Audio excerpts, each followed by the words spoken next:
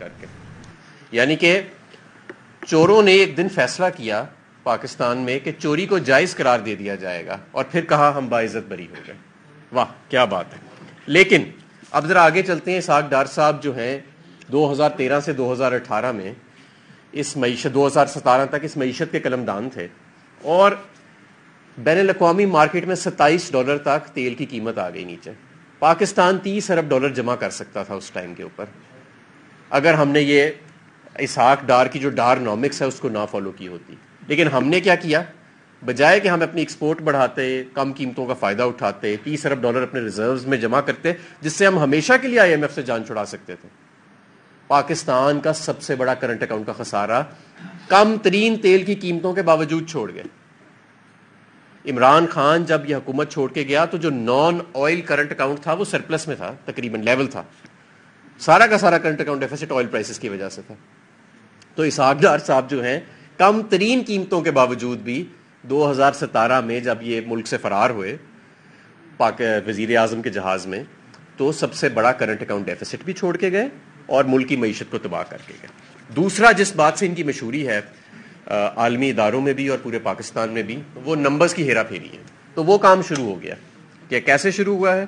SPI کی نئی figure آئی, پتہ لگا 45% سے 30% پہ مہنگائی چلی گئی, یعنی کہ مہنگائی بڑھنے کی رفتار اتنی کم ہو گئی. جو CPI ہے وہ 27% سے 22% پہ چلی گئی. تو ہم نے آج بیٹھے ہم نے کہا دیکھیں کہ یہ معاملہ کیا ہوا ہے.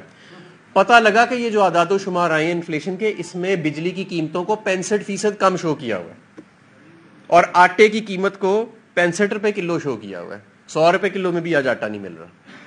اور جو نیپرا نے ابھی تک نوٹیفائی نہیں کیا, یہ جو فیول کاسٹ ایڈجسٹمنٹ کا مفتاح صاحب کہہ رہے تھے کہ میں نہیں لگاؤں گا, ابھی تک نیپرا نے نوٹیفائی نہیں کیا. وہ انفلیشن کے ڈیٹا میں نوٹیفائی کر دیا ڈار صاحب نے اپنی پرفارمنس دکھانے کے لیے. دوسرا کیا کام کیا اپنی پرفارمنس دکھانے کے لیے؟ یہ جو تیل کی قیمتیں نیچے کی ہیں وہ کیسے کی ہیں؟ 37 IMF اور چائنا نے جتنی ہمیں رقم دی تھی وہ تمام کی تمام کنزیوم ہو چکی ہے. جو نیا ڈیٹا آیا انڈسٹریل پروڈکشن کا, جولائی میں 16% انڈسٹریل پروڈکشن میں کمی آئی ہے اور اگست میں اور سپتمبر میں اس سے کہیں زیادہ ہوگی کیونکہ کارخانے بند ہونا شروع ہو گئے ہیں. اکثریت کارخانے یہ ڈالر کی ویلیٹیلیٹی, نون لیگ اور PDM کی معاشی پالیسیز کی وجہ سے بند ہونا شروع ہو گیا. ڈار صاحب کے آنے کے بعد بانڈ کی ریٹنگ 100% سے بھی اوپر چلی گئی ہے ہماری. یعنی عالمی مارکیٹس نے, کیونکہ ان کو تو سب کو پتا ہے کہ یہ نمبرز کی ہیرا پھیری اور جس طرح یہ معیشت چلاتے ہیں, تو عالمی منڈیوں نے یہ عدم اعتماد کا ان کے اوپر اظہار کیا. پاکستان میں آج کیپٹل کنٹرولز لگے ہوئے ہیں. اگر کوئی انڈسٹری ہے یا کوئی امپورٹر ہے وہ اپنی مرضی سے اس وقت مال امپورٹ نہیں کر سکتا ہے. بینکس LC نہیں کھولتے. LC کھول لے مال آ جائے, بینکوں کے پاس ڈالر نہیں ہے دینے کے لیے. تو 1998 کے بعد جب اٹامک بلاسٹ ہوئے تھے اور سینکشنز لگی تھیں, اس کے بعد سے لے کے اب تک پہلی مرتبہ, اور یہ بھی نون لیگ کو اعزاز حاصل ہے کہ پاکستان نے کیپٹل کنٹرولز انٹروڈیوس کرائے ہیں اپنی معیشت میں. کیپٹل کنٹرولز دیوالیہ معیشت کے اندر انٹروڈیوس کرائے جاتے ہیں اور یہ سب جانتے ہیں کہ 1998 میں جب یہ کیا گیا تھا تو یہ ایک بہت بڑا بلنڈر تھا. آج تک اس شوق سے ہماری جو لوکل مارکیٹ ہے وہ اٹھ نہیں سکی.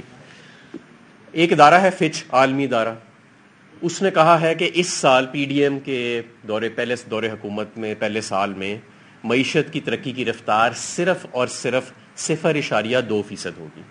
یاد رہے کہ عمران خان 6% معاشی ترقی پہ ملک کو چھوڑ کے گئے تھے.